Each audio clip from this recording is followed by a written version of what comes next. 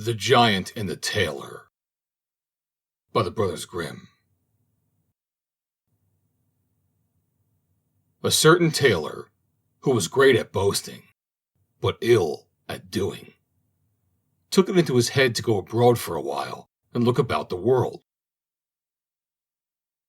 As soon as he could manage it, he left his workshop and wandered on his way, over hill and dale, and sometimes hither, sometimes thither, but ever on and on. Once when he was out, he perceived in the blue distance a steep hill, and behind it a tower reaching to the clouds, which rose up out of a wild, dark forest. "Thunder and lightning!" cried the tailor. "What is that?" And as he was strongly goaded by curiosity, he went boldly towards it. But what made the tailor open his eyes and mouth when he came near it was to see that the tower had legs, and leapt in one bound over the steep hill, and was now standing as an all-powerful giant before him. "What dost thou want here, thou tiny fly's leg?" cried the giant, with a voice as if it were thundering on every side.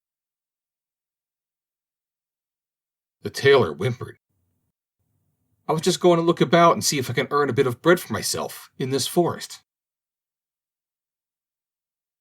"If that is what thou art after," said the giant, "thou mayst have a place with me." "If it must be, why not? What wages shall I receive?" "Thou shalt hear what wages thou shalt have. Every year, 365 days, and when it is leap year, one more into the bargain. Does that suit thee?" "All right," replied the tailor, and thought in his own mind, "A man can cut his coat according to his cloth. I will try to get away as fast as I can." On this the giant said to him, "Go, little ragamuffin, and fetch me a jug of water." "Had I not better bring the well itself at once? And the spring too?" asked the boaster, and went with the pitcher to the water. "What? The well and the spring too?" growled the giant in his beard, for he was rather clownish and stupid, and began to be afraid. "That knave is not a fool. He has a wizard in his body. Be on thy guard, old Hans. This is no serving man for thee." When the tailor had brought the water, the giant bade him go into the forest and cut a couple of blocks of wood and bring them back. "Why not the whole forest at once, with one stroke?" "The whole forest, young and old, with all that is there, both rough and smooth?" asked the little tailor, and went to cut the wood. "What? The whole forest, young and old, with all that is there, both rough and smooth? And the well in a spring too?" growled the credulous giant in his beard, and was still more terrified. "The knave can do much more than bake apples, and has a wizard in his body. Be on thy guard, old Hans. This is no serving man for thee." When the tailor had brought the wood, the giant commanded him to shoot 2 or 3 wild boars for supper. "Why not rather 1,000 at one shot, and bring them all here?" inquired the ostentatious tailor. "What?" cried the timid giant in great terror. "Let well alone tonight, and lie down to rest."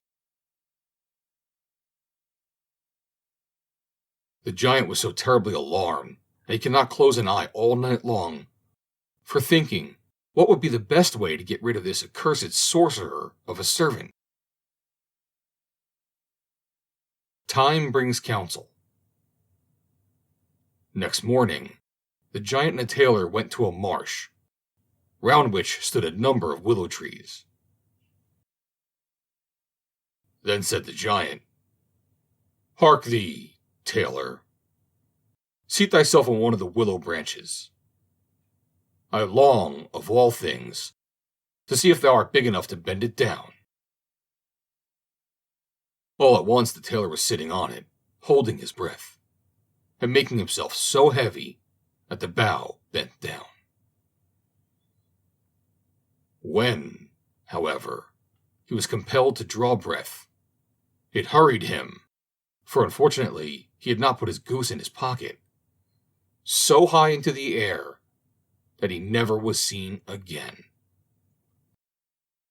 And this to the great delight of the giant. If the tailor has not fallen down again, he must be hovering about in the air.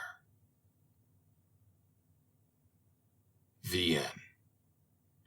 Read by Joe DeNoia, Somerset, New Jersey, July 17th, 2020.